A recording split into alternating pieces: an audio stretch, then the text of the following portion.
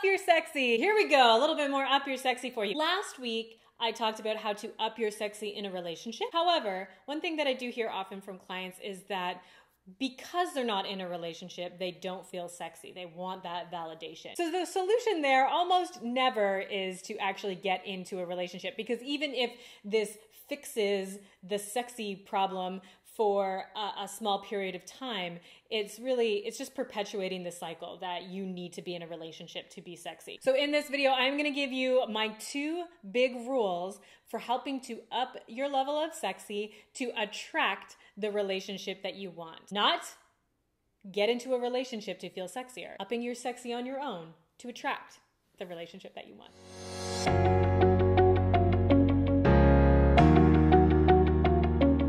Hello everybody, my name is Kendra. I am a counselor and somatic sex educator here at ESC, and today I'm giving you my 2 rules to help start attracting the relationship that you want into your life so that you can feel sexier by yourself and with a partner. Rule number 1, you attract at the level that you're at. So if you are depressed or unhappy or very insecure or you hate yourself, the type of people who you are likely going to attract into your life are people who are depressed or unhappy or really insecure and hate themselves. I mean, the honeymoon phase is real. For a good 3 to 6 months, you won't feel like that. You'll think that this person has saved you and that you're both like amazing and you're like, whoa, this is great. And when you come down from that honeymoon high, you are gonna come back to that base level of self-worth and self-esteem, self-confidence that you had before you got into that relationship. And so will your partner. And as you both come down and settle there,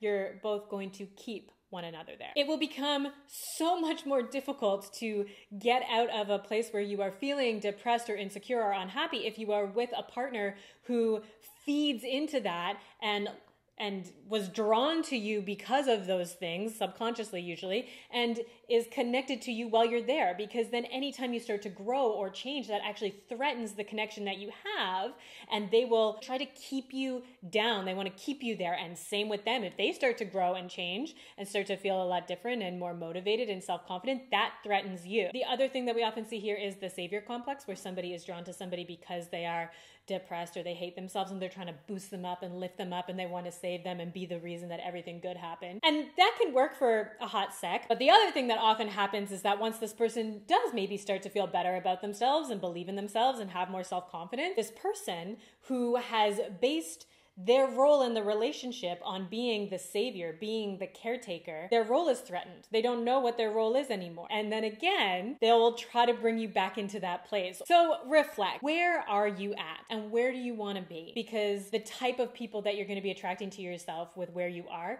people who are at a similar energetic state. And this isn't something that's even conscious. Pick a level that you want to be at and then cultivate that within yourself to attract a person who's going to be attracted to that version of you. So how can you start to do that though? What's a good place to start? And that brings me to rule number 2, which is be the person that you want to date. So often when we talk about dating somebody, it's like, oh, make a list of all the qualities of the person who you want to be with, you know? And then it's like, find somebody who fits the bill. What I suggest people do, make the list, then go through it and check off all of the things that you have. Because sometimes we are really, what we crave in a partner are the pieces of ourselves that we feel are missing. We're looking for somebody to fulfill us, to balance us. Whereas if you start to cultivate those traits within yourself and you feel more full and balanced within yourself, then the laundry list of things that you need from your partner will actually shrink